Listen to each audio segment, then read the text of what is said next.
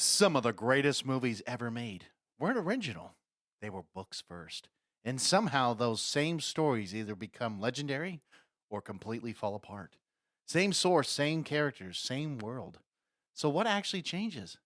And how many movies do we love without even realizing they were books in the first place? Let's get geeky. We're geeks from the multiverse. We've come to unite all geeks. Now it's time to get geeky and dive right in. Cause we're geeks from the multiverse.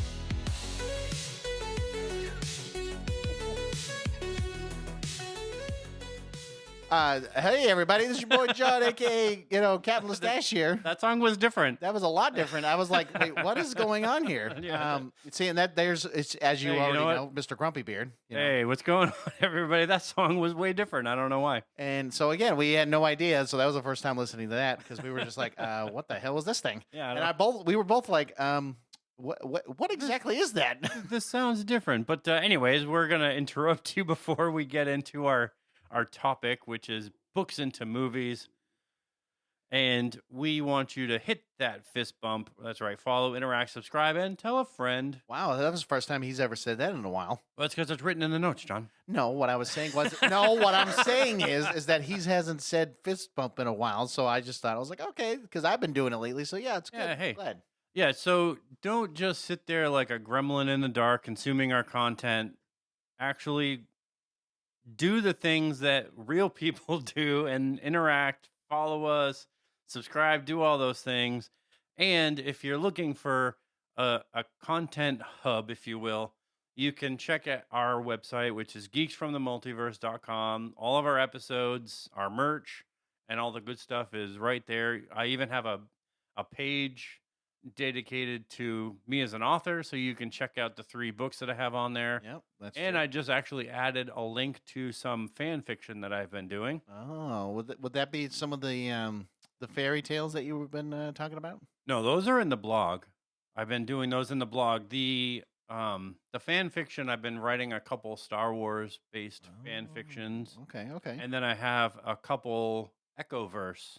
Oh. I'm calling them Echoverse side stories, but they're Okay. individual stories of characters that may exist within the Echoverse book realm. So if you already don't know, I mean, because a lot of you may or may not already know already. Yes. So one of the ideas for our AI versus Hollywood was Echoverse, and so like the fact that Matt took this idea and actually created a book out of it. That's why we're kind of mentioning this now. Is that because again, whoever is new to the podcast, we just want to let you know, like, yes, that is a book that he created that also was also an original idea from AI, which is ironic enough. And yes, and so like I said, with him being an author, check out his his book. Check out the little side stories that go with it because I mean, again, or even check out the episode, regarding that too, because a lot of it was, again, all these original ideas where we had literally no idea until we were right. Well, of course, Matt was, kind of looking at it and do certain things with it, but like the fact that it still mind boggles me, Matt. It still is crazy enough that, when we talk about like AI and actually in a future episode, we will talk about some AI stuff. It's crazy that this has now become a reality, right? Because for so many years now, Yeah. I feel like, AI wasn't a real, big jump, but now here we are living in the AI age of things. And here we are using it quite a bit in our podcast because you know what? We got to get with the times, man. Yeah, it's kind of like a 50-50. I mean, we use AI for a lot of our, idea generation. But a lot of content is also just created without AI. So it is like a 50-50, I mean, No, we're not solely based off of AI when it comes to everything. yeah, of course not. it's useful for research and to get the basics down, and then after that we add to it. I mean, with our segment that we do, and we actually have one coming up. I don't know, it'll be like June probably, where we're doing a Western AI versus Hollywood. So it'll be a full Western movie. We wanted to go with a genre that wasn't like sci-fi or, it wasn't our general geeky. Well, topics of what we've been talking about, absolutely. Yeah, so it's a Western movie, but like we want AI in that respect to give us a concept that's better than what Hollywood's coming out with. I mean, now don't get me wrong. There are some movies that Western. I'm thinking like The Good, Bad, and the Ugly back in the day with Clint Eastwood. But Like like True Grit and some of you those know, like real good ones, you know. yeah, and like I said, I mean nowadays they don't really usually come out with I would say westerns as much. But we wanted to try to do something a little different than what we normally do because yes, when you think of the name Geeks from the Multiverse, you're thinking like sci-fi. You're thinking the Video futuristics. games or yeah. Something weird like that. So we were like, let's try something different, something out of the normal that we don't normally do. And so Matt was like, hey, why don't we do a western? And I'm like, well, then let's fucking do it. Like that would be a great Hey. idea because I want to see how well it actually does. And we have that going. And also, just to finish up this little CTA, little call to action segment. If you are listening on YouTube, please hit the subscribe button and jump in our comments. Like, we really want to interact.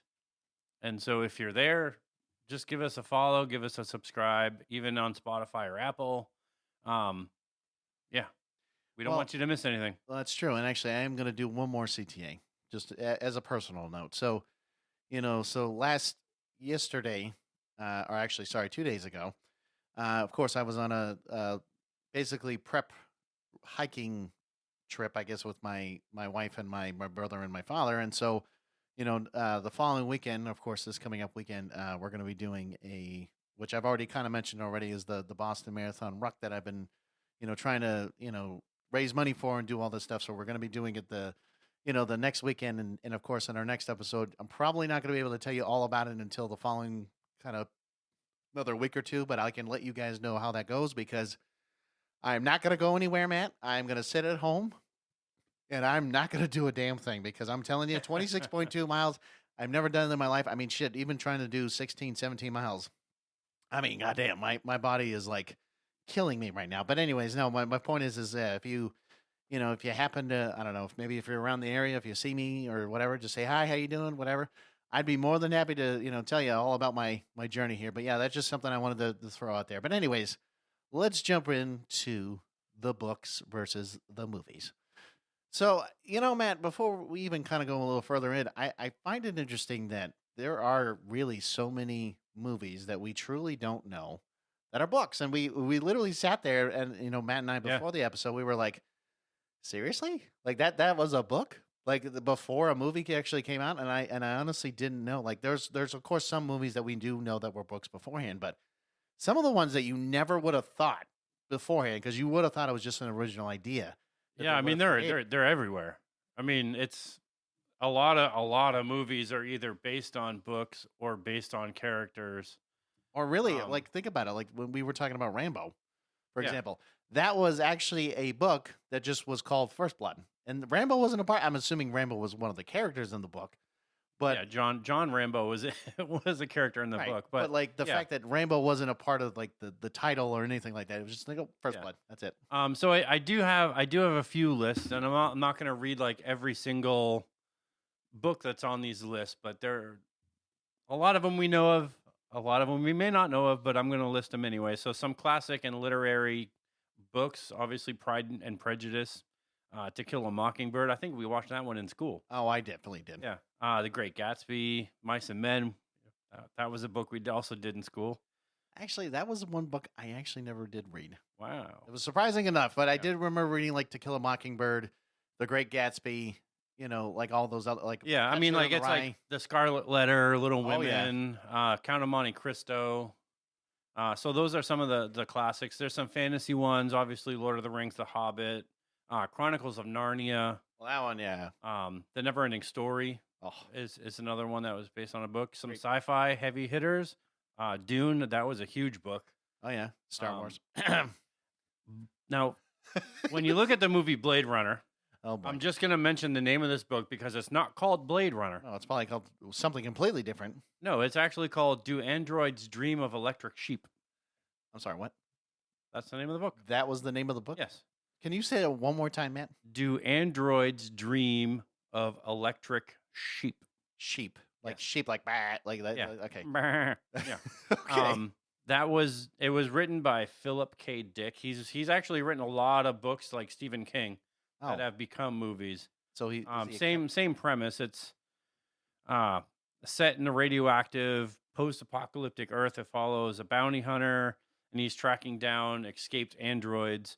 And the book explores what it means to be human in an age of artificial life and decaying nature. So that's kind of what inspired Blade Runner Right, but with Harrison Ford.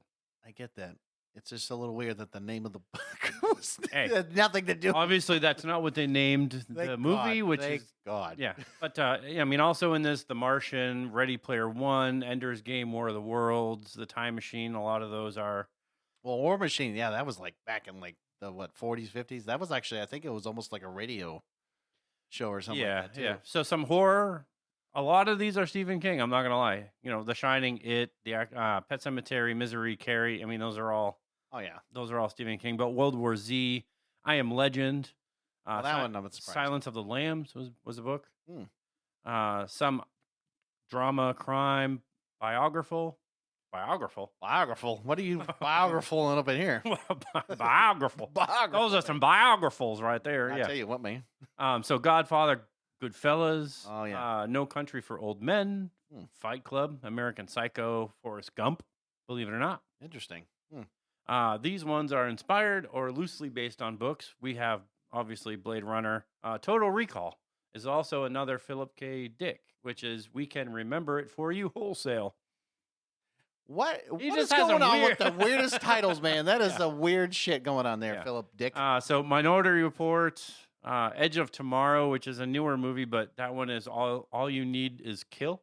All You Need Is Kill. Okay, That doesn't listen, make sense, man. Can we just talk to him and be like, what is up with your titles of the books that you create? Because how would anyone know that That's these actually a books... Japanese science fiction novel. Okay, well, whoever created that book, Yeah. we need to have a little chat about. The Running Man, which is another Stephen King, but the movie obviously had a very different tone than the book did. World War Z, we already said that. That the book barely resembles, or the movie barely resembles the book. Of course. So that's kind of a non-exhaustive list, because there's more than we could mention in the hour that we have. Like, we could do like 3 episodes if we just listed if we books. just listed, but absolutely. Yeah. And here's one little thought for you. Ready? Hollywood relies on built-in audiences from books.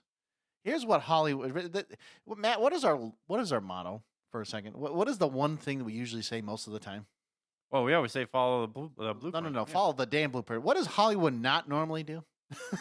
Following the damn blueprint. I think we look at this and it's relying on those audiences, you know, the audience that loves the books. No, and then they make these movies. It's a real. I mean, it's a lower risk for studios. Is basically like what happens, but it also creates higher expectations because people are expecting when they watch these movies to see things from the freaking book.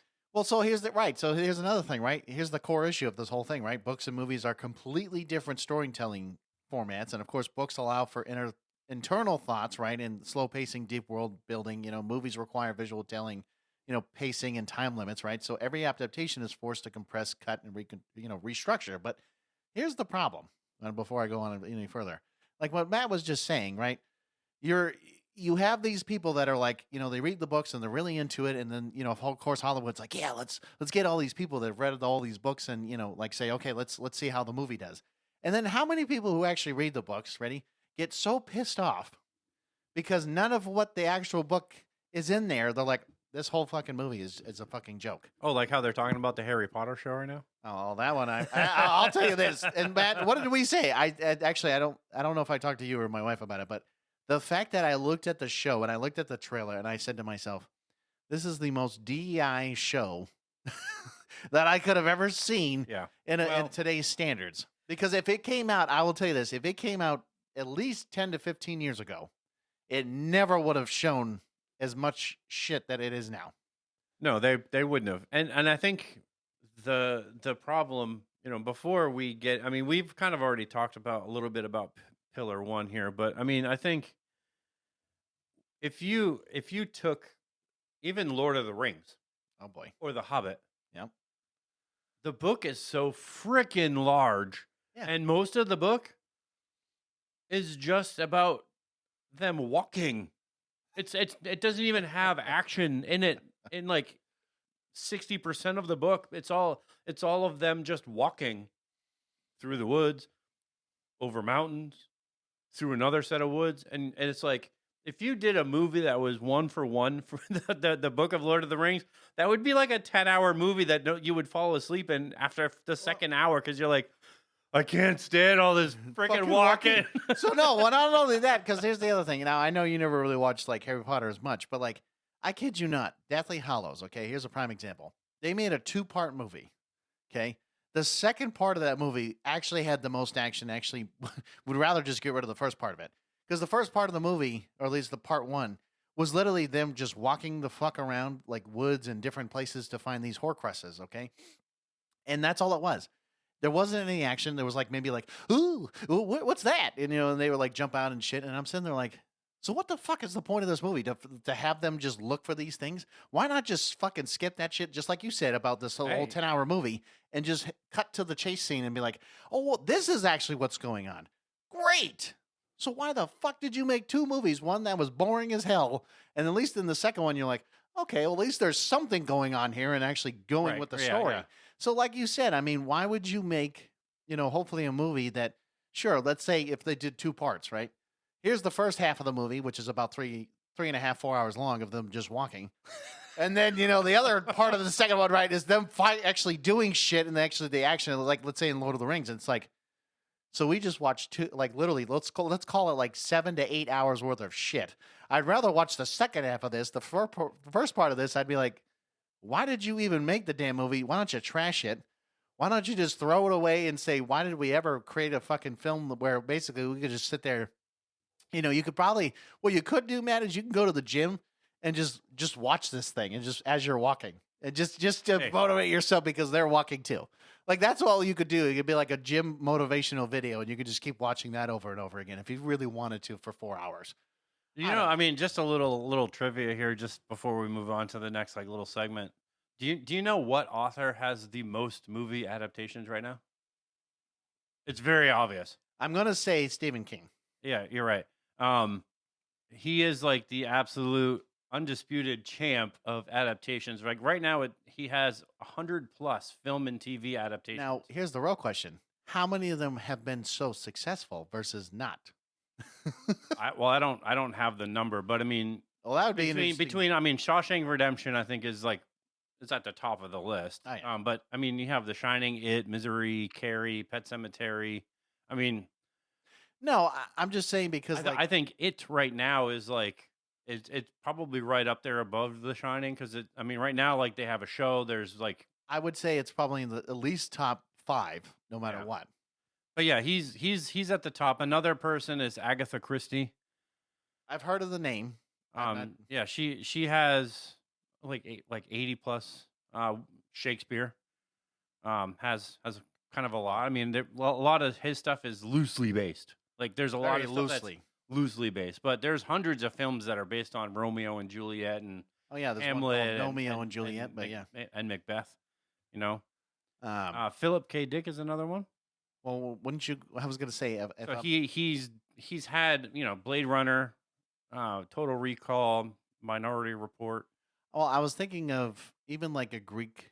I'm thinking of like Greek tragedies or like Greek, stories and things of that sense. Like the Odyssey and like all the stories about Hercules. Like I'm just thinking like because I know we're like, well, why are we talking about that? I'm like, well, because there's how many fucking movies have you ever like 300? I'm trying to think of Troy. I'm trying to think of like all these different ones that have been basically based off of like Greek storytelling. Now, granted, it's not really one author; it's more different people. Well, no, but I mean, like 300 and all that shit. 300 was a graphic novel, for one. No, but like Troy, that was based off of yeah, basically the storytelling of all the like the Iliad and the Odyssey and all that shit. From back. Like I said, the number is just innumerable. But Philip K. Dick, J.R.R. Tolkien.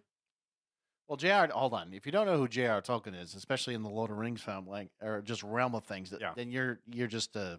I mean, he's a small author. Just not a whole lot of things. Or like another one. What is it? George R. Martin? Is that another one? Is that right? Yes, I believe so. George Martin. Yeah. Yeah, the guy who wrote. What was it? Game of Thrones. Oh, that big one? Yeah. Yeah, that- But I mean, some of the other ones. I mean, John Grisham. He's another guy. But yeah, so there's a lot. I mean, we're trying to put it in perspective that there's a lot. I So will admit though, real quick, I love how you looked around this room for a second. well, because I was like, your wife literally has them behind me. So oh, there's a lot. Well, yeah, correct. There are a lot of different books. She's a very avid reader for sure, as you can clearly tell. yeah, But I was trying to look behind me because she does have them there somewhere. But what's that? whatever, that's fine. Okay. So how many are we talking about? It like I said, it's innumerable, but it's not like this is a new thing that's like, oh, this was a book. Oh, this is they've been doing this probably since the beginning of when movies were being made. You know what I mean? So Yeah, so we're talking the early 1900s. I mean, The Godfather, that was made what? Well, that was back in the 60s. No, sorry, 70s. Sorry, early 70s. It was early 70s. I just couldn't remember exactly when. I think it was like 72, maybe 71. 1972. That's Okay, when The see? That's what I Godfather was said. made. Yeah. Yeah, and then of course there was other ones, but afterwards. But then But you also have like Jaws, which is in the 80s. all on no. the- Was it the the late? ex- Was it the late 70s or early 80s? I I thought it was 80s. 79. Already, let's see. Let's see. And Matt's like, you're so young, but let's see. I'm pretty sure it's 79. Good. I Oops, hold on. think it was the year Matt was born. Let's see. 1975. Damn. Okay, I was off, but at least I knew it was in the 70s. Yeah. We also have The Exorcist, which was in the 70s as well. Hey, what do you know? So a lot of honestly, I think not a lot of people probably actually read The Godfather Oh, no, or have probably- read Jaws You know, I mean, I've actually read The Exorcist, but I actually would like to read The Godfather. I mean, I'll say this: I'm not a very avid book reader because I love what did you say? Biographical. biographical. I do like I like those biographals. Biographals. No, I see. I like history. That's just me. I always loved history. I loved learning about it. You know, like because you can't really. I mean, it can't always change, but I like learning about the historical figures and things like that. So that's why I always loved mythology and things like that. But you know, like that would be for me. But like certain movies, absolutely, I think I would love to read The Godfather because I think a movie like that where it's I'm not saying it's like of course like the best of all time, but it is definitely up there in movies where it has created such a like format for a lot of other, let's say, mobster movies and other things like that. But I'm just throwing it Yeah. out there, like depending on the movie and the book, that's where I was at because actually, I'm not saying you have to right now, but there is there's 3 books down there that I actually did buy because I actually wanted to read the book before I watched the movie because there was a time I wanted to do that. I haven't done it because life has always, thrown shit at me. But I do agree that, sometimes it would be nice to read the book to then see how the movie goes because, like you said, because unfortunately where Hollywood doesn't like to follow the damn blueprint as Right. often enough, it would be nice to see, like, where the author was thinking. And then you're looking at the movie and you're like, oh, okay, so you changed this much of the movie and you kept like this itty bitty amount, So you have a book that's about 1,500 pages, and you've basically took 10% of it, and then you made it a movie. Well, that's Right. cool. Where's the other 90%? Yeah, where's it? At least now. Here's the thing. Now, what? Unless it's Lord of the Rings, and then we're like, well, 90% of the book is them walking around the woods. So Well, I mean, I could understand. Listen. I could understand that. That I can understand. But if like you're talking about like a major plot point, like major plot points in the book, and you're not adding it into the damn movie, Yeah, like, yeah, come yeah. on, Yeah. that's fucking ridiculous. Come on. Come on. So yeah, we'll start with Godfather, and then we'll go to Jaws, since we were already talking about Godfather. So if you don't know anything about the book, The Godfather, the book is large. It's big. It's detailed, and it's pretty expansive. So the movie, it's a classic movie. I Right. mean, it's just one of the greats. It's one of those where I think Godfather 2 might be better than Godfather 1. Yeah, I would. Yeah, because it's kind of like because you're But you also can't have Godfather 2 without the Godfather 1. so- Well, because really, if you think about it, I mean, because the reason why 2 was probably better is because I'm not saying you don't want to see Marlon Brando playing, Don Corleone in the sense, but like you're seeing Michael, becoming the new Don at that point. Right, yeah. So yeah, like kind of what we're saying, right? So like, it really focuses on Michael's transformation, the family power dynamics, the loyalty and betrayal. Of course the movie tightens the narrative significantly. It feels more structured and deliberate than the book, but nothing feels wasted. So Yeah, it tightens that narrative that the book has, because the book is pretty detailed. Like when you're reading the book, I mean, it goes into everything. see, and And that's where I would love to read this book because I mean, now granted, I don't know how long this fucking book is, but it's pretty big. I'll look it up. all But right. you can keep talking. But yeah, I mean, for me, like I remember growing up, and Matt's like, oh yeah, you remember growing up, and yeah, you remember watching this? No, I didn't watch it when it came out because clearly I wasn't alive at that point, Matt. Thank you very much.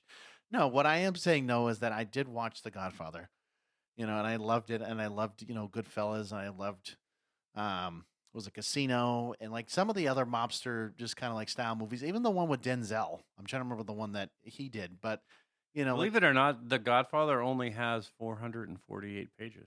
well, then you know what? Maybe that is a goal of mine that I have to do. Is I'll have to read that book and see because that's not as bad. I thought it was going to be like, hey, by the way, it's actually a 1,200-page book, and good luck. And actually, a lot of them is about them walking around and Yeah, not and figuring and the it book out. the book was written in 1969. Just for Well, that makes information. sense. I mean, again, what's his name? Francis Coppola. There we go, Coppola. Who actually, fun fact, if you didn't know, is the uncle of Just say Nicolas it. Cage. There you go. Oh no, I was wondering if you knew because I was like, yes, and yes, Nicholas Coppola was his actual name. But anyways, little fun fact. But yes, I will say that Godfather, like Matt was saying, like yes, it's definitely a classic. It's definitely one of those movies that if you haven't watched it, please watch it. But maybe you know what? Maybe you should read the book if you ever wanted to, read the book Right. and then watch the movie. You could do an audiobook. That'd be much easier. That's probably what I'll end up doing. And then you got good old Jaws. Now, Jaws, yes. before we go any further, Jaws was one of those movies that people, and I know this, and this was actually a fact that I know Matt and I looked up a while back. Jaws was one of those movies that people were actually afraid to go into the ocean because of at least this Yeah. movie. You know, now that there are certain places that you can go, where you can actually like rent a boat and Rent a boat and not. oh, sorry, my phone's what? going off. But you can actually rent a boat, and then they have like basically it's like a drive-in, except you're just on a boat watching it on the water on like this big screen. Oh yeah. Well, see that would be yeah. See, here's the thing though. I'm not that I wouldn't want to see a giant, shark in the sense of that. I mean, of course, my dad. I'm gonna tell you right now, man. Every time I've walked upstairs, there are sometimes he'll watch some weird shit, and one of the weird things that he was watching was this like basically he was watching a documentary of a megalodon of how people. No, I'm not kidding. He was watching a documentary because this thing apparently could be real. Biographical? A biographical. So it was like a research. Basically, it was like a research team that was actually exploring. Like I couldn't remember where it was at, but like they were exploring a certain area where they found like stories and this kind of like actual footage of people, unfortunately like getting killed by what could be a megalodon and things like that. And so I'm sitting there thinking to myself, if you don't know what a megalodon is, I'm just going to say it right now. Think of like a prehistoric shark that is like, oh my god, I can't even explain how big this thing is, and we're talking larger than a T-Rex. I mean, just this massive creature that basically is a prehistoric creature that basically it was extinct for so many years. So the fact that this could be a possibility, I'm sitting here like, how the fuck did you survive for millions of years now? Let's start with that. But then, so and I was just weird, but like going to the Jaws movie and sure the book as well. Jaws when people were looking at this movie, they were like, "Oh my god, I didn't really want to go in the ocean." And they made people. It was almost like a fear factor of like, why do I want to go into the ocean right now? Because if there's this giant ass shark that's trying to attack people, trying to like just hang out. Wasn't it technically? I think the movie was filmed in like Massachusetts, right? Or like they were based out of Massachusetts or It could be part of it. something like that. But yeah, basically, they see a giant ass shark coming into like the beach and they're like, oh my god, shark! And they didn't realize, and then all of a sudden you just see blood, Yeah, and then they come out, and then there's like So again, it's one of those like iconic movies, but then you look at it and you're thinking to yourself, the fear factor. That was what people were really like. Oh my god, there's a shark coming nearby, and you're just like, shit. Do I really want to go out in the ocean and find this like a Yeah, shark probably like not. that? But the book focuses more on character drama, relationships, and there's a lot of subplots beyond just Jaws itself. No, I Like, get that. Yes, so the movie does like strip everything down to that fear, that suspense, the a pacing. certain like movie pacing, and the shark obviously is like the central threat of the movie, which makes you know basically the simplicity of the movie makes it iconic because it's not so much folk. I mean, the book, like I said, it goes into you know the island itself and the characters, and it goes much deeper into everything else. And the movie just, I think, removes those distractions. Well, and so the one thing that I know, and kind of a weird fact that both Matt and I have done is that yes, if you go, what used to be down in Universal, there was an actual Jaws ride.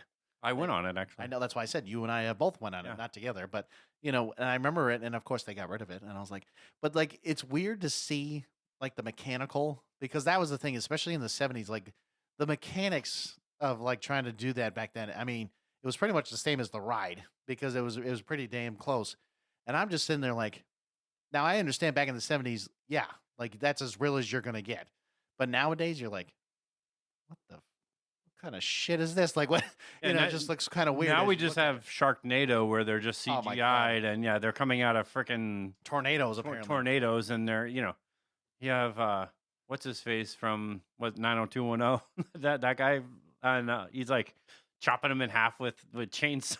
Yeah, and Like, you're just like, what the what fuck the is going hell on? is going on here? No, and I just like I said, I mean now like nowadays with the CGI, the special effects, all these other things, like yeah, you can do a lot more and it could be a lot more scarier, like especially like Meg the movie and things like that. But I like mean, they have like shark versus megalodon, shark versus robot shark, shark versus zombie shark. yeah, Like, it's it's like like it you guys create. basically it's like a parody of like if I mean it's like almost like the Godzilla They're like, series, oh but well, like Jaws parody was wise. successful. How about we put a shark versus I don't know, like a zombie shark? That'd be cool. Yeah, Like cool. nobody wants to watch that And not shit. even no offense, how the fuck did a shark become a zombie? Like let's start with that. Like how did Who that knows? even Who happen? knows? Who knows? And then this is a weird one.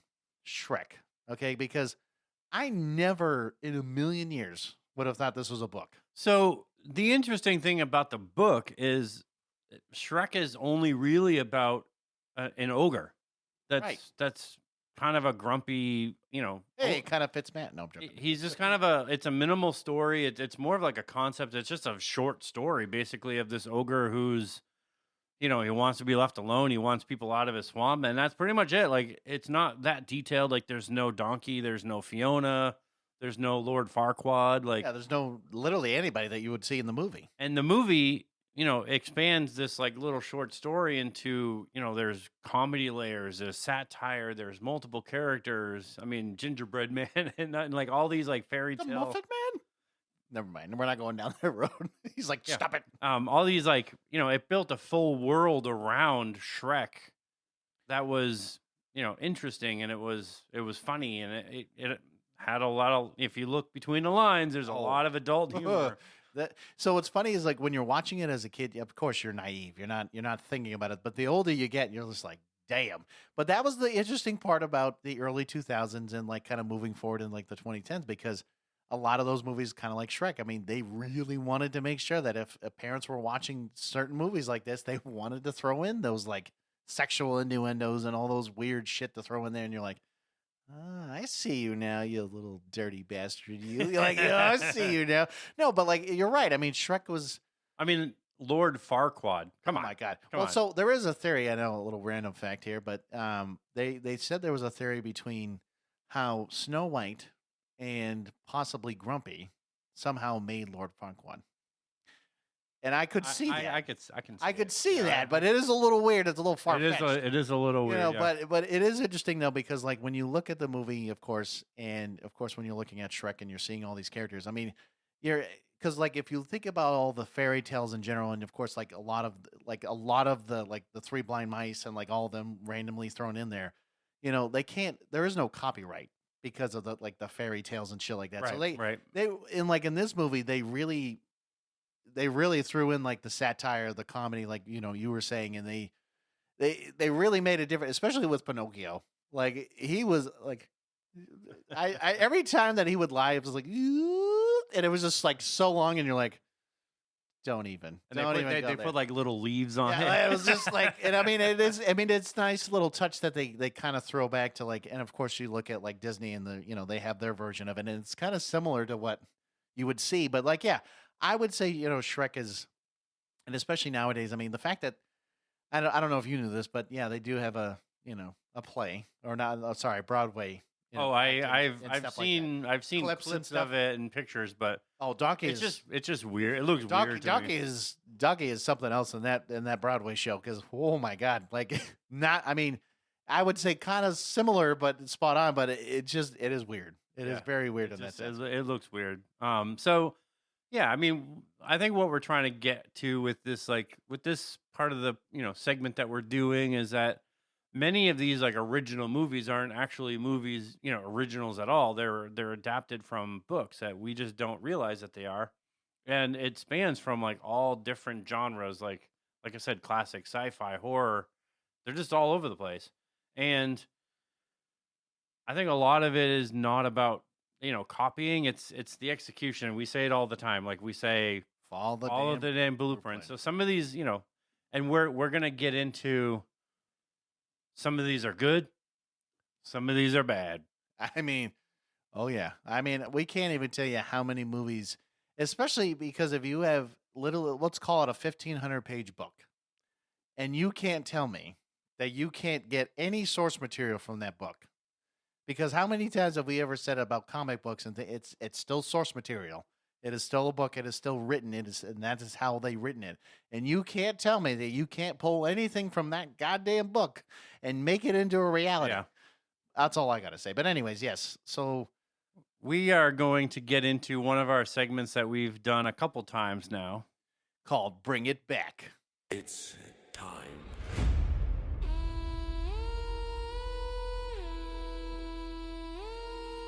To bring it.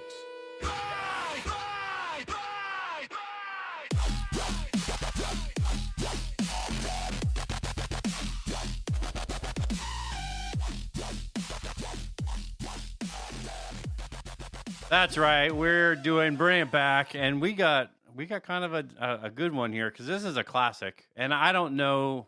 I mean, it's kind of a tough one because it's like, do you bring it back? I think it's worth bringing back if it's done correctly. Okay, yeah, keyword correctly, because we all know that Hollywood would somehow screw this up in a lot of different ways. And so what we're talking about is Flash Gordon, right? Another popular one that has been also mentioned in TED. Yeah. Masters of the Universe. No, that's him. No, wait, I'm joking. That was a joke.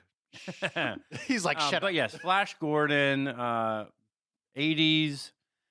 He's one of the OG sci-fi heroes. If you haven't ever seen Flash Gordon, let me just tell you, it's interesting. Well, didn't we? I'll leave it at that. It's interesting. Didn't we mention one of the villains?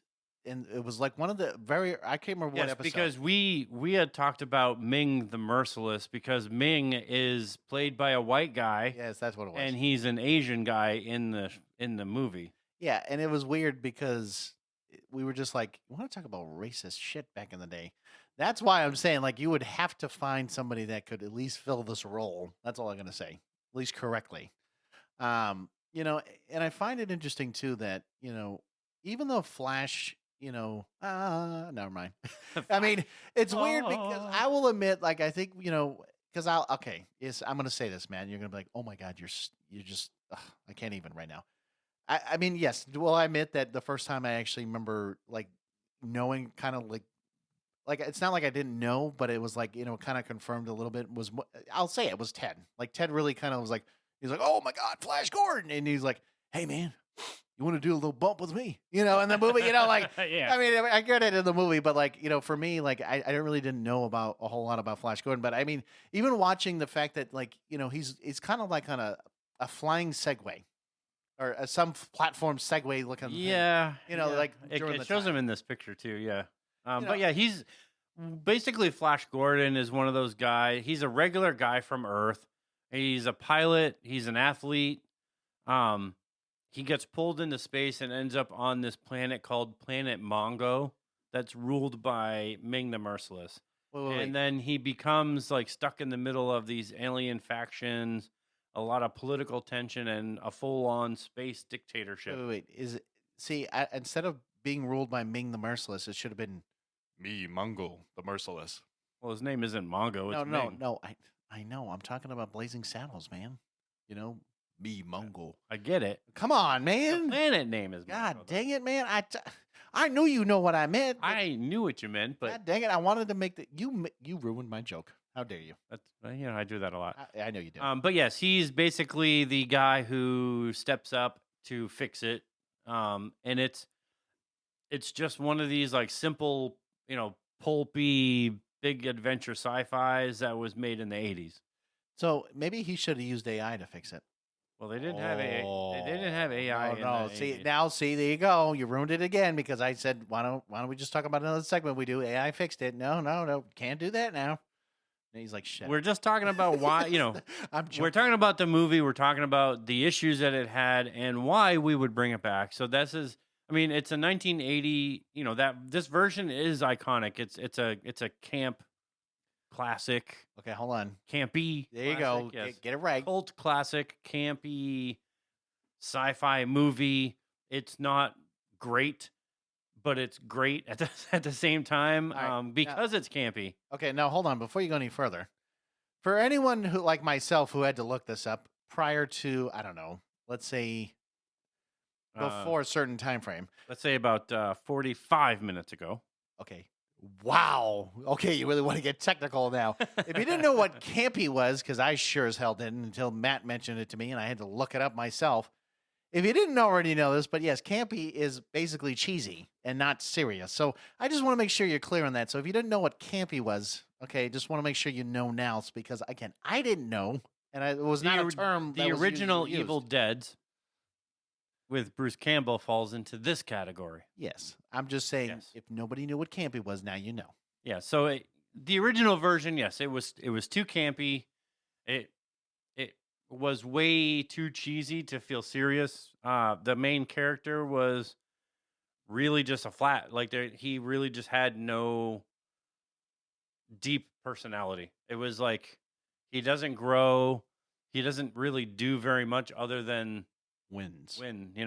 And even though Mongo like looks insane in the movie, you don't really feel how it works, like who controls what or why really anything matters in the movie. Like there's really nothing that you learn about Planet Mongo. It's just like surface level plot. Like I said, when we say very basic, it's very basic. Kind of like a basic white girl. No, I'm joking. No, I mean, he's like, well, you're not wrong. Now, the reason why it should be brought back, and I'll say this, because think about all the technology we have nowadays. Think about how serious and how things. I'm not saying you can't make it campy a little bit, but you can definitely make it more serious, like, and actually make it like an actual like cool TV show, and actually, maybe you have a line of Flash Gordon, and maybe you can get new viewers from now, like maybe like people like from back then. They're like, wow, I really love Flash Gordon. He's like, yeah, I want to see this new one. Kind of like what they've been doing with all the other damn TV shows as of lately. Yeah. Hopefully making it the right way. But like in this case, right, Flash Gordon, right? It has a built-in sci-fi world, a recognizable villain, and a concept that still works today. But it's also never been done right, because what Matt said, guess what? Hollywood doesn't want to, hopefully make it correct. And if they were to make it correct, or if we were the ones that had to do it, right? Because if you look at it right now, right, you have the space politics, you have the rebellion, you have a hero's journey. We know how, we know what works now because we've seen it and done better in other franchises, right? So the question shouldn't we reboot? It's why hasn't anyone taken this seriously yet? Well, I think that this is like, you look at the possibilities, and obviously like you don't need a full pitch. You just need directions that make people go, oh yeah, if you make him an actual character, I'm talking about Flash Gordon as an actual character, you start him as somebody who's reckless, overconfident, out of place. You let him, you show how bad he is, how much he fails, him making bad calls. and then you can watch him over the course of the movie grow into something that or someone that is worth following. And this is, like I said, you make him an actual character and not just like a weird iconic action star that's doing stuff. Like he actually has depth. Right. And and so the fact of the matter too with Mongo being the planet, right? It make it like like an actual real empire, right? So instead of some random weird planets, make it like have multiple factions, each with their own culture and agenda, all being controlled or manipulated by Ming. Because now there's politics, now there's tension, and of course there's alliances. So there's more depth to the story instead of just saying, okay, well here's Mongo, here's the planet, here's Ming. That's it. That's all you get from the story. Like there's no, like you said, there's no like growing fact, like there's no like actual detail to a story. It's just like, okay, well now they show up on Mongo. Here's Ming. Have fun. Yeah. And you're like, that's it. And you're like, okay, well, where's the tension? Where's that, maybe like you said, maybe he starts to, have other, alliances that he maybe it wasn't seen in the actual TV show back in the day. But, make it a little different, twist it up a little bit, make it something your own. Yeah. And then you take Ming the Merciless, and he has to become more than just like this weird evil ruler, right? Like you have to make him smart. He doesn't just conquer, he keeps everyone divided. You have to think of him as like a dictator. Like how would he operate in that realm as like somebody who rules an entire planet with an iron fist? Like his name is Ming the Merciless for a reason. Right. You have to make him smart. He has to be a villain with strategy and not just somebody who looks cool. Right. And that's, well, hopefully, if you're going to do this. I mean, hopefully he does look cool, but well, I was going to say, yeah. Hopefully this too. Hopefully you don't have a white guy playing an Asian dude, but that's just how I would feel about that. And then this whole rebellion angle, right? So this could be very interesting, especially where this whole, like divide between, Flash and like Ming would happen, right? Because instead of, Flash just defeating Ming, right, the story becomes building trust between enemies, convincing worlds to unite and breaking a system that's been in place forever, right? So that's way more interesting than a simple final battle, which I do agree because, why not make it, that's why I'm saying if we did, let's say if it was a TV show. You could I think it might be better as a TV show. I think it should be. And honestly, because then you could build on it. And then you could like, oh, Ming escapes. And you're like, until next time, or whatever. I'm not saying we have to do something like that, but like, remember. no, don't do that. Remember. What? No. No, I'm just saying like, You'll never get me, Flash Gordon. Yeah, please. The entire TV. Remember, you're never going to catch me, boy. And then, I'll just mention this one. You can close it out. Like the tone shift, right? Why does this matter? Not grim dark, but not also a joke. Think like a big, colorful sci-fi. Remember, Sky-Fi. Sky-Fi is a real thing. No, why are we doing that? I don't know. He-Man and no, we're not mixing the two. With real stakes underneath, fun on the surface, but grounded enough to care. So, again, so like we're mentioning this whole, like whether it was a TV show or a movie, I would definitely say it would probably be better as a TV show. Then maybe if you wanted to make a movie, sure, later on. But the rebellion angle, the tone shift, all these things, colliding together, making the world a serious place, making all these things kind of work together as one, it would make something greater than what it has been. Because, when you're looking at a campy, movie in a sense, it's not, it's cool. It's whatever. You're like, okay, that's cool. He's just, okay, yeah, we're going to go. Well, the thing is, I mean, to close this out, and we'll get back to our books to movies. But to close this out, like, I don't think the concept of Flash Gordon is outdated. No. It just, the way that it was made and the way that it was handled is like a cartoon. Right. Right? Like, they made it look like it's like a weird satire cartoon when it should have been treated as like this epic sci-fi concept. And honestly, this is like the easiest fix in the world because the hard part of the story of Flash Gordon, the characters it's already there. It's already done. Well, and how many AI fix-its have we, or sorry, bring it back, wise, not even just the AI fix-it.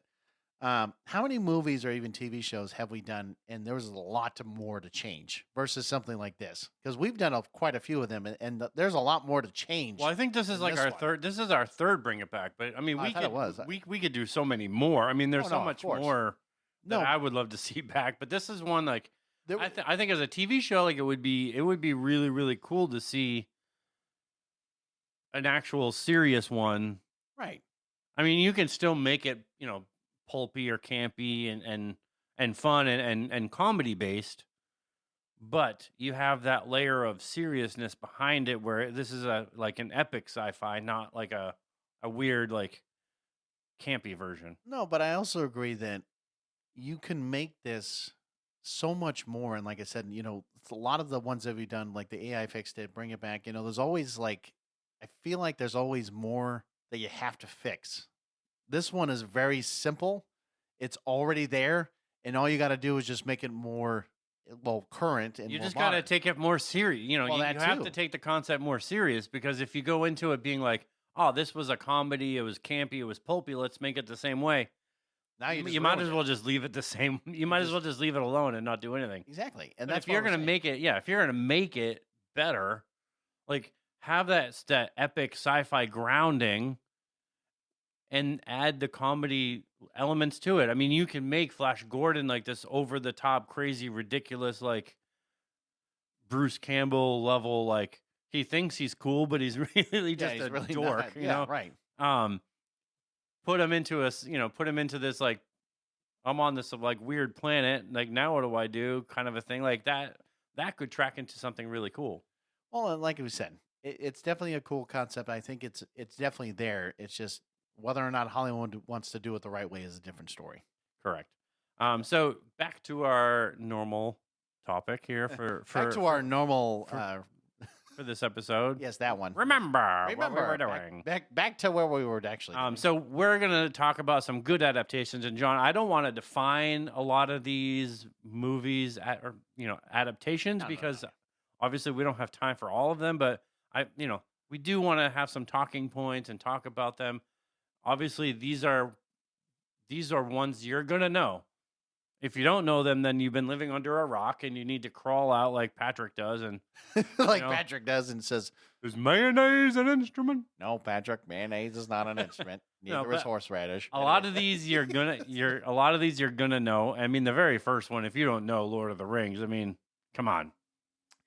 Now, I will say that yes, if a lot of these movies, if you really don't know, and especially there were actually a lot of these movies besides the first two we're going to talk about, we had talked about quite a few of them before. Yes. But yes, Lord of the Rings. I mean, yes. Besides the joke that we made earlier about the whole fact that you could read this book and it's about like let's A call lot it of it's 400 about. I mean, even the Hobbits. I mean, the Lord of the Rings, Hobbits, like all a lot of these Tolkien books that have been adapted. today, That's all, Junior. folks. A lot of these books that have been adapted to movies. Yes, the good majority of them are about them just walking around because that's what happened. I mean, Frodo's on a journey. Well, He correct. goes, that's like half the book, so you can't do that. So I mean, but when you look at Lord of the Rings as a trilogy, even like the Hobbit movies, like you take those and you put them into perspective. Like, yes, do they remove large portions of content? Sure. Yes, but again, a lot of that content is walking around, and you can't have like 3 hours of just walking around and going, "Hey, is there somebody that's gonna do something, or are we just watching them walk in the woods?" Like, come on. So, but the movies are epic. I mean, they feel deep. They feel very immersive, and the weight is there.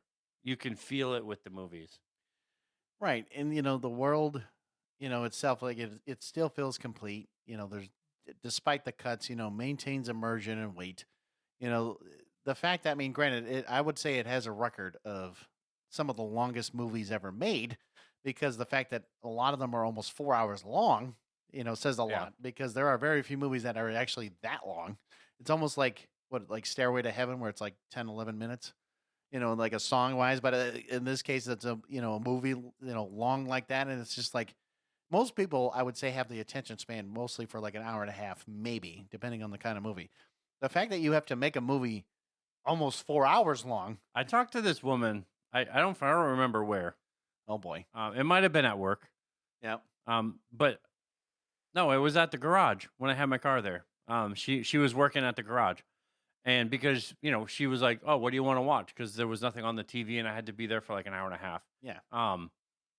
She puts on a movie, and I was like, "She's like, is this a good movie? I've never seen it." And I was like, "Oh, it was like the newer Mission Impossible movie or something." Oh, okay.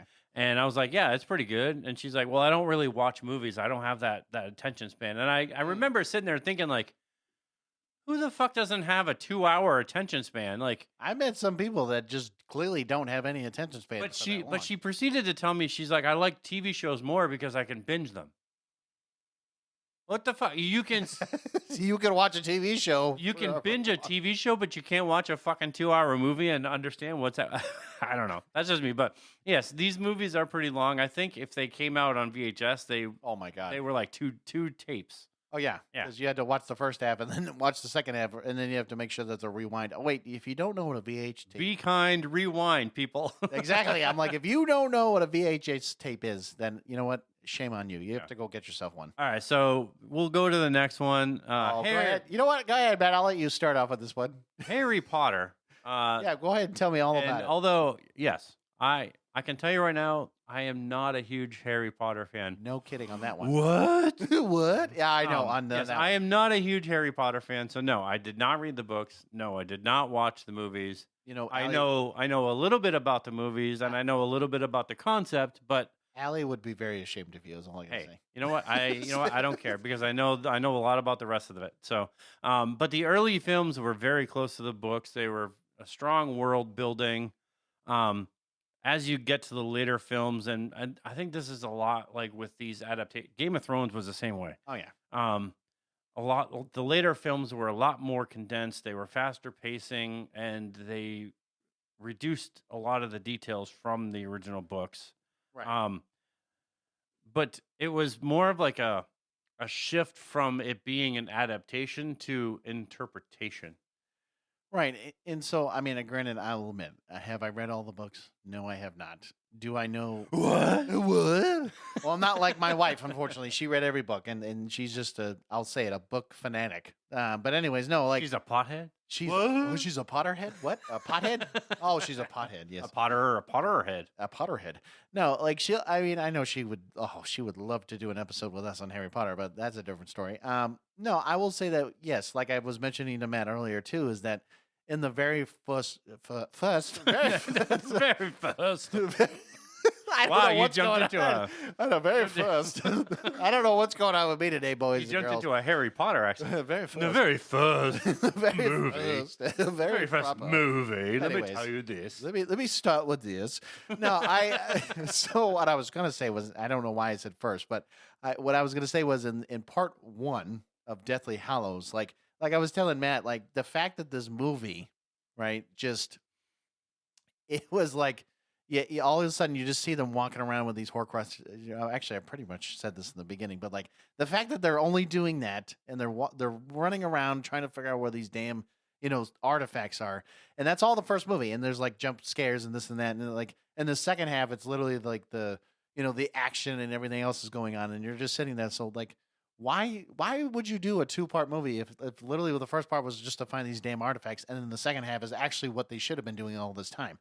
So I get the fact that they want to try to do that, but like, yeah, and the very first movie and like the fewer movies after that, yeah, it was building really Harry Potter, and like some of the other characters to kind of get to where they are, later on in the series. But like, I would say, because I did watch a lot of them growing up. I think it was only like 1 or 2 that I think after a little while, I didn't really watch it as much because I was like, all right, this is getting a little weird, a little different. But like, it is interesting. Like the very first book was The Philosopher's Stone.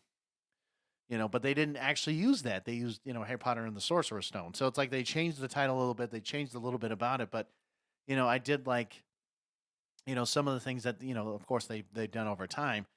But, I know Matt's favorite author is J.K. Rowling. No, I'm joking.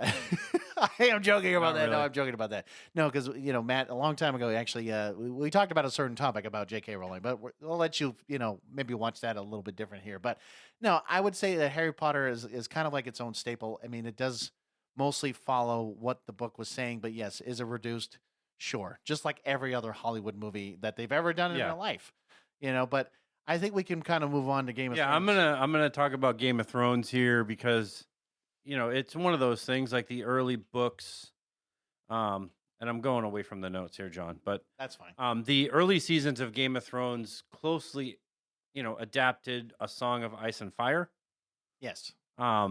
With seasons 1 through 4 basically covering the first 3 books in pretty good detail, including like the dialogue, the character arcs, and the political nuance.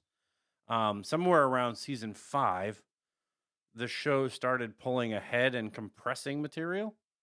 Well, yeah, because once they got to the last season, I mean, it was a lot shorter than the other seasons that they did. Yeah, so they blended plot lines from later books, which is A Feast for Crows and A Dance with Dragons, while cutting entire characters and story arcs after season 5. So season 6 through 8, the show had completely passed where the books are, and so there's no more literally there's no more material. I mean, the show itself could have gone on for at least I would think and this is just me. I'm just throwing a number out. I think it could have gone to 12 to 15 seasons. So yeah, I mean, the after material. season 6 through 8, like I said, they completely passed where the books were, and they had to rely only on these real end game kind of notes from George R.R. Martin. They don't obviously have full source material because there's no more books after that. So that's where the pacing really shifted, and it's obvious where the show is very slow. It's layered, it's character driven. And then these later seasons, it just starts speeding up because there's no material. And this is, I mean, we've talked about this. I mean, not that The Last of Us comes from a book, it comes from a video game, but we're still Right. talking about an adaptation where this third season that they're making and that will be coming out, Yeah, it has nothing. it finishes the second game, but after that, there's no more material. And this is where Game of Thrones really, you had to go with this rapid plot progression. You're taking characters out. There's major events that are happening in the show that are back to back, and there's no real buildup between it. Right. I mean, you're talking, the travel time, the political scheming, character development, they're skipped or shortened, and it makes the whole world of Game of Thrones much smaller. And I think you have this show like this, like Game of Thrones is an epic. Like it's epic. Oh no, it's honestly one of my. I would okay. I will say it's one of my favorite TV shows of all time. It's definitely I can't tell you a list of it, but definitely I've watched the shit out of this, and my wife and I were watching it religiously, and we were watching it and doing all this. But I do agree that like the first 5 seasons, yes, they were great, they were this and that, but like the later seasons, you could definitely tell that there was a major shift, a different tone, and different things like that, Right. and it was just running through everything, and it's like, I mean, I'll even admit, I've even thrown hold door, hold the door. What? I mean, hold door. Oh, is that? Oh, so that's what happened. Hold door. Hold door. No, and then you're looking at some of the the progression in that TV show. Like it's because the very first few seasons, like you remember the Red Wedding, right? Like that. Oh, And yeah. you remember like Jon Snow, and you remember like all the different things about it. I mean, I can't tell you that is not it's not like The Boys, but it's you definitely don't want to watch it around children. Plain and simple. Like that is not a TV show you want to watch it around children. I only watched it for the boobs, John. I figured. I figured. He's like, actually, I like the little ass from time to time, but really the boobs. The boobs. No, but I mean, but I think Matt and I can both agree, and hopefully a lot of you can agree that Game of Thrones is definitely one. It was of a those good ones. show. Yeah, no, it was a good show. I watched it for more than just the boobs. I mean, it was a sex too, but That I'm not surprised. wow, I'm not surprised. I'm just kidding. No, it's a good show. I think I'm gonna skip down to bad adaptations. That's probably a good idea. This is where everything just kind of breaks, and we're talking. So I will admit, like I've never actually watched Aragon. Now I know it's about a Uh, dragon. Nobody else did either. I know. I never really watched it. I understand it's about a dragon and so on and so forth. Yeah, so I mean, it's a strong. I mean, Aragon is a very very strong. I mean, it's not as strong as Game of Thrones or Lord of the Rings, but I mean, there's a whole fantasy world. There's characters going on a journey. There's a lot of dragons. like it's pretty Um, sad that like you actually look at the book Aragon. It's literally just a dragon's face, and he kind of like it has this weird like smirky smile or Yeah, whatever. yeah, And yeah. that's about it. And that's all I remember. Other than that, I have no idea what the book or anything is. If there is a TV, is there actually a TV show or is it a movie? No, it's just a movie. Okay. But the movie, they rushed the pacing. They didn't build the world really correctly in the movie, and between the characters and the plot and what they were doing, I think there's just that lack of emotional connection. Like the movie itself feels like it was made incomplete. So here's the question, Matt. Do you watch a lot of these things just because you want to make sure you know what the hell you're talking about? I do. Not all of them because I didn't Okay. watch Harry Potter. I know that, but you at least I'm just wondering. I do try to watch as much as possible. I mean, I like the next one is the Dark Tower, and they made this one is a Stephen King That's not surprising. esque type books, but these are massive multi book series of the Dark Tower. I mean, there's multiple books about the Dark Tower, and you take multiple books Let me guess. and you made one single film based on this one, multiple book series. That would be like making a movie of Game of Thrones, and you're making it with all the books.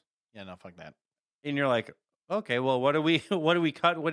This is what it did. It cut multiple stuff. I mean, you lost depth, you lost complexity, you lost a lot of the world building, And so that's and it's so compressed. Like the movie is so compressed. Like you're like, what are they doing? so this is where like if you had like multiple series of books and this and that, like if you were smart, ready? I'm gonna use air quotes here. If you were smart, right? Wouldn't you think making like even if you had to do two parts for like one book? This should have been a series. Well, that's what I meant, or like a TV show or something. Yeah.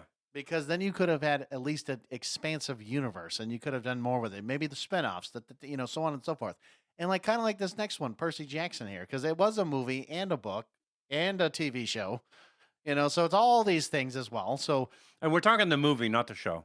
no, I know. I think the show did better. Well, I mean, so there's multiple movies though of Percy Jackson. Yes. Yeah, but it's all, I mean, the characters from each of the movies are the same. But Right. that's what we're talking about. We're talking about the book to the movie. I think the show did a better job, but it still doesn't fix a lot of like the problem. Like the book had a much younger audience. There was humor, it was mythology driven. When you look at the books, yeah, I mean, it basically was just they tried to make an adaptation, and it was like, again, what are you guys doing? Well, didn't you technically write a book kind of similar, not really to Percy Jackson? Well, I used mythology, but I was watching the show, and that's what gave me the idea for Amulet Keepers. I'm just oh, But look it at is that, not see? the same story. I never said it was the same story. I just said it's kind of. I'm not saying similar, but it Yes. had some ideas that were. Yeah, some ideas. I mean, I wanted more mythology driven, but yeah, I mean, the movie changes these young. The characters were younger in the books, and if you look at the covers of the original books, like they look like Harry Potter. They look like kids. Well, they were technically kids in the. And in the movie, they're like older. They're like high school or older ages. Well, I mean, at least with Harry Potter, it started out when they're young, and then they developed in the high school years, in a sense. But yeah, Right. But what I'm saying is, in the book, they were actually kids. I got what you're saying. Where Harry Potter, I mean, You saw the progression. This is what the show I think gets right as far as Harry Potter is. He's an actual kid, Right, because it's supposed to be based off of the very not like a first book. 20-year-old playing a young kid. Well, You no, know what like, I mean? in the hold on, when when they all started out, they were actually kids. Like when they were actually developing like the movies and things like that, they actually did it right when they first did it. I'm just saying, in this sense, yes. Now they're taking kids in the TV. That's a different story. Yeah. But I'm just saying. But Percy Jackson, it had like kind of this generic tone, and the personality of the books really were different than the movie. The movie made it more reduced of a personality. Now, It just disconnects from the actual. I mean, don't get me books wrong. themselves. Like I never. Here's the other thing. Yes, have I watched Percy Jackson? It's a YA book. So it's made for young adults. Right. But like I think with Percy, like I love the idea with the mythology piece. I do love that idea. But like you said, I don't think there's a lot of if they're just rushing the damn thing and they're not actually like progressing and showing the world and doing all this, fine. Like that's what we keep saying about Hollywood because they're not doing it the right way. I mean, they could have made like You legit have massive a things. you legit have a blueprint. Like Right. it's if you took a book and you made it into an actual blueprint, like you literally have a blueprint. This is what we say with video games too, because somehow they can't make a fucking video game movie adaptation. Well, they did it right at the beginning of The Last of Us, but basically season 2 and on, I don't know what the fuck. Yeah, I don't. But you're like you have a literal blueprint of what your story is. You have nuances that tell you how characters look, how they sound. You have dialogue, like you have everything. You can build a script 100% from the book if you just took the script. I mean, yes, when it comes to taking a book and making it into a movie, there has to be changes because you have to include action, you have to include movement, you have to include things that are interesting. But you also have to include Pedro Pascal into every movie that you ever make because he's the only one you could pick. Okay, remember that. Okay. I'm just saying. So the next one, I honestly haven't seen Neither have I. the movie or read the book. Artemis Fowl, I haven't really seen anything, but I've heard of it, never seen it though. the book protagonist he's a genius, he's manipulative, he's an anti-hero. And the movie, he is very simplified, he's hero focused and less complex as a character. So you're taking a character, and this is like, we complain about this all the time. You have a blueprint. Why do you keep changing it? You have to change your core character's identity. Like, you talking someone who's a genius, he's an anti-hero, you think like, I mean, not that Frank Castle is a genius, Right. but you take somebody who's like, At least iconic. he's iconic, he's an anti-hero, and then you change him to be like a hero. Like, no, like Frank Castle legit like kills people. He's stomped on their heads like a watermelon. Like, the dude is violently vicious. Again, like this is what when you say an anti-hero, like we're talking like full on like yeah, sure, has certain hero qualities, but we're talking more almost pushing the villain side of things. And Right. and that's what we're saying too. And here's another little fun fact for you. Why is it that Hollywood loves to compress all these large stories into just one thing?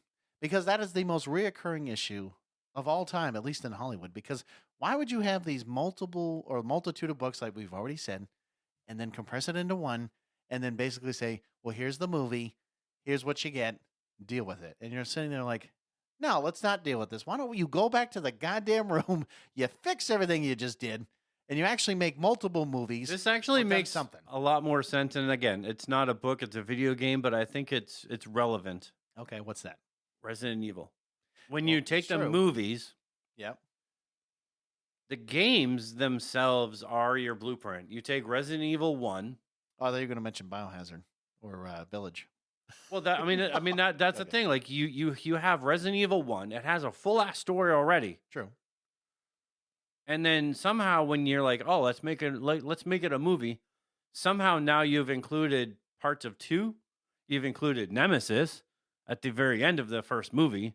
And you're like, well, what are we doing? Because now the second movie comes out, and you literally start at the beginning of the second game, at the end of the first movie, but you've already introduced Nemesis, you've already introduced all these characters, so that by Resident Evil 3 or 4, I don't know what fucking game we're on, because now you're just making shit up. Like, Yeah, you why know don't what I you mean? just Like, throw in the Village and Biohazard into the mix, and you really don't know what the fuck's going on. but this is the thing, like, you're making up all this stuff, and it's the same with these movie to book, or book to movie adaptations, where you can have like the Dark Tower that has multiple books, and you're like, well, this is the core story, and this is what we're going with. And I get it, like Lord of the Rings, there's a lot of walking around. Harry Potter, there's a lot of walking around. Game of Thrones, there's probably a lot of walking around and a lot of weird stuff that happens, and you're like, we just can't put like every little thing in there. like 30% of this book, like, we just can't use. Right. I mean, sure, you can have some walking moments like Lord of the Rings, because that's actually what a lot of it is. And you do see them walk around, and you get to see like them climbing up the mountain ranges and other weird shit that they're randomly doing too. And it's not like they don't stop in a cave or they do Yeah. other things, but there's other things that need to be in there so that way the story actually makes sense. All right. I say in this like last pillar, just pick one and I'll pick one and we'll just talk about that. So I'm going to say this. I guess there's one movie out of this whole list I was genuinely surprised that was actually a book that was turned into a movie. And I am pretty sure you probably already know which one it is because I mentioned it before the episode, which is Mrs. Doubtfire. Mrs. Doubtfire. Because for some reason, I had no idea that this was an actual book. Hello, dearie. Hello, that's pretty good. Wow. That was pretty good. I man. surprised myself right Holy there. shit, Wow. Matt. Did you want to take the role of Mrs. Hello, dearie? See, I can't even do that. You did it pretty damn good. Anyways. Hello, dearie. Oh, God. Please don't. Please. Can you dress up as her this year No, for no. Halloween? No. No. So, like, Mrs. Doubtfire, right? It's honestly, I love that movie with, Robin Williams. Robin Williams, the dude's a goat for when it comes to, like, dressing up as different characters. No, not that kind of quote. You know what, man? You know what? You ruined my joke. So, you know what? No, I'm not even going to entertain that idea. So, when it comes to Mrs. Doubtfire, right? The same premise, but the tone shifts, right? So the book is more grounded, which I don't understand. I mean, it goes more into him as a character than it does okay. like it's not really like comedy and Well, I mean like the there heart, yeah. there is heart in there because it's basically a guy just trying to be with his kids and he becomes Mrs. Doubtfire. And, Right, of course, and then eventually at the end of the movie, like he becomes like a character on the. But it goes TV show, deeper. right? I mean, the book is more grounded in that it goes more into like his depression and like what's actually happening. And I think in the movie like softened Well, it does the book a little bit and more. so, like, here's the question, right? Do movies have to soften, like stories to work? And I mean, not necessarily, right? Because I would I mean, say that's an iconic movie. well, so- it is, and I mean, like, they did a good job with how they did it. I mean, I don't think that maybe I don't know if maybe you took some of the more like depression, maybe like some of the other story pieces in the actual book, maybe it could have been a little bit different. But I think as a whole, I think it did a really good job of, somebody like a dad wanting to spend time with his kids, and kind of show that transition and like, him becoming like Mrs. Doubtfire, then becoming like a character on a TV show, like for kids in general and stuff. I mean, it's an interesting concept.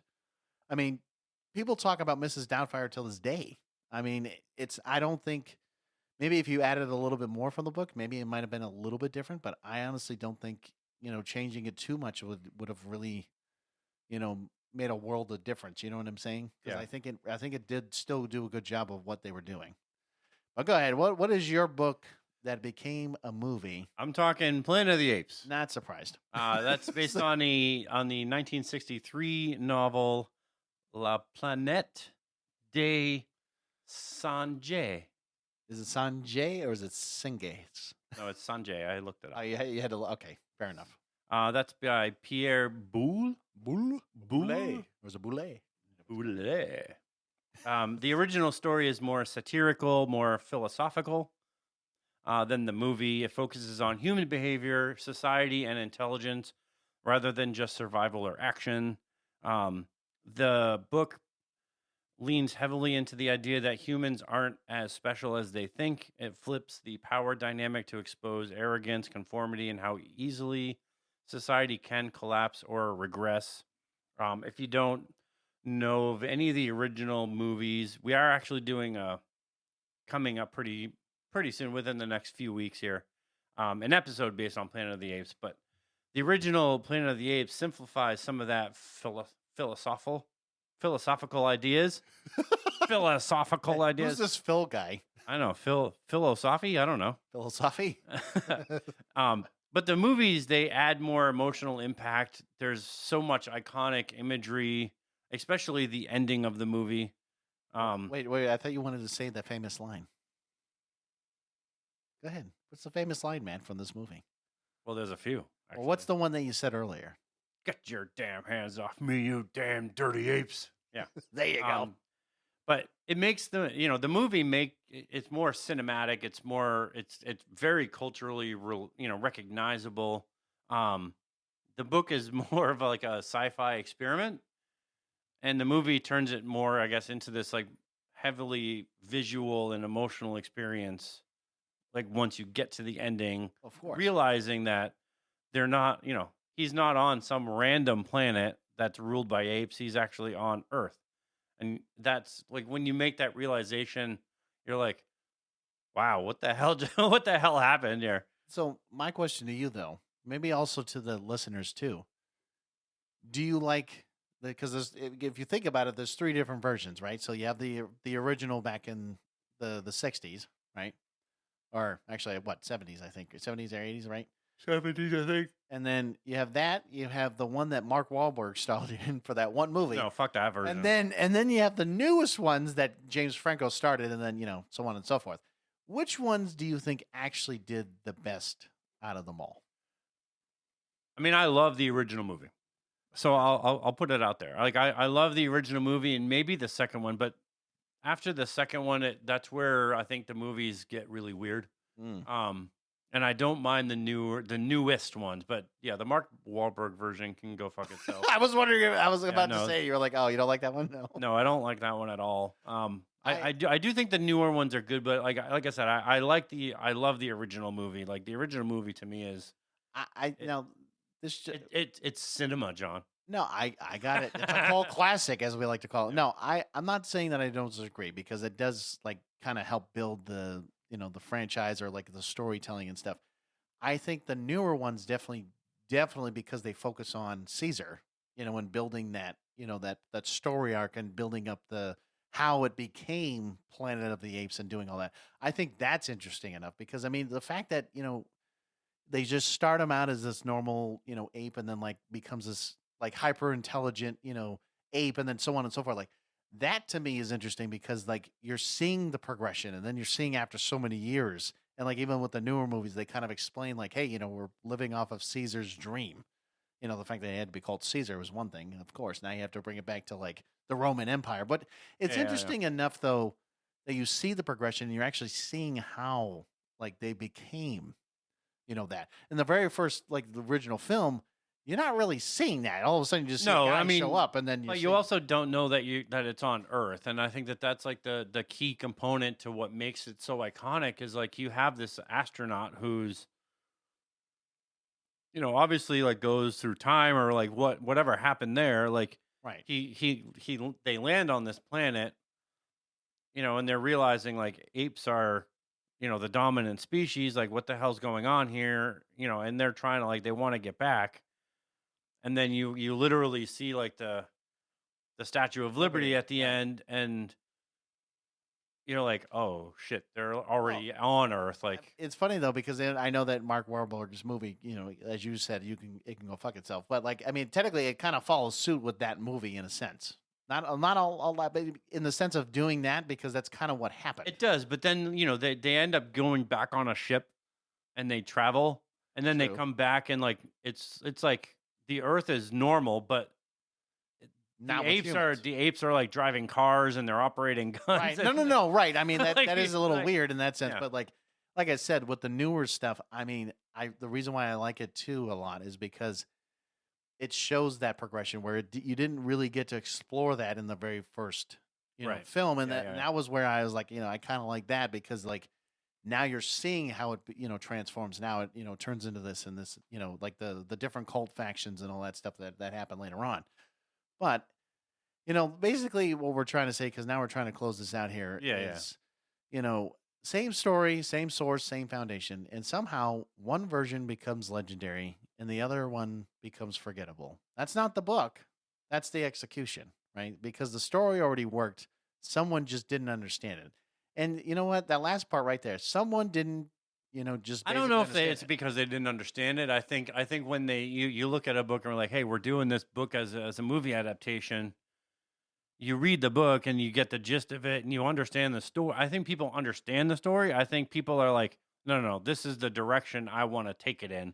And you're like, well, what the heck? Like, that's not even like, what are you doing? Well, think about it. That's exactly what Disney did with George Lucas, with that whole, as we've talked about, and right, because he gave them the blueprint. They gave them the ideas, right? And you would think this is the book, make it a movie, right? And you're like, well, what if this character had this, or what if this character was like this, or I understand that the character is a white man. How about we make him a black man, or we make him a female lesbian, or whatever they do? Like, it's like, what are you doing? Like, you strip basically all the characters of who they are, and you're like, no, we want this direction I mean, instead. the fact that you and I talked about that Darth Maul was going to be this like basically Godfather mafia kind of character, like taking over from like the Empire, and doing that and like making it that kind of universe. Like, I mean, shit, dude, I would have loved to seen that. Like, Well, especially now with they the have films. they have an animated show that's I- basically doing that same thing. No, that's great, but guess what? Ready?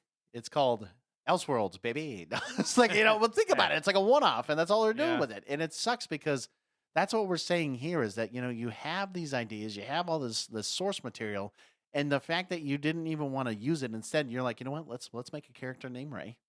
Let's make another character named Dameon or Dameron. Damien? No, like you have all these different characters, and you're not even using what it was originally given to you, and that's yes, because that is our model. Because unfortunately, we've been saying this so much because in stuff like this where you have a literal book, and I'm not saying you have to use 4 hours of them walking around and trying to explore the areas and saying, okay, hey, look, by the way, there's a rock over there. Would you like to go see what that's about? Like, no, Dude, it's like you have these SME people, right?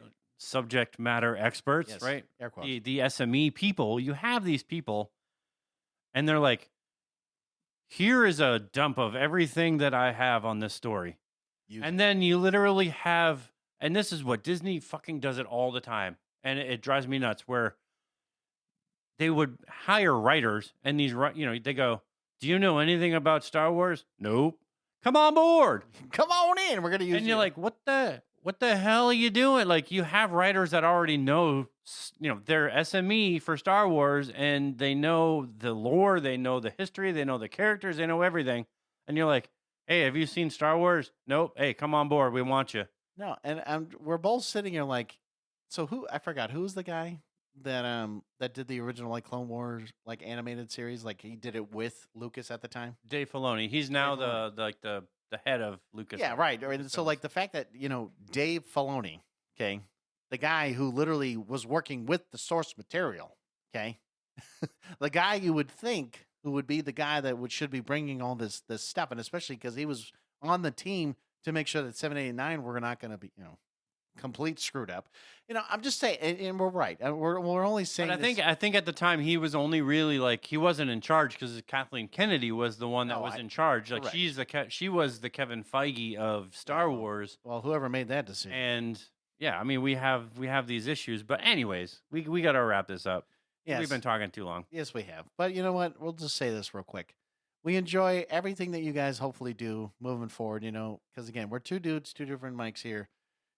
Everything you can give us, we'll definitely appreciate, because honestly, man, we love doing this. We love talking about all this stuff, but we can't do it by ourselves, because we can't, we need you guys, we're not doing the fist bump. We're not doing any of that. I'm just saying we got to make sure that you guys know that we do care, because just like these books and these movies, they just don't care, but we actually care. And that's why we talk about this, this kind of stuff. But Yeah. anyways, until next time, boys and girls.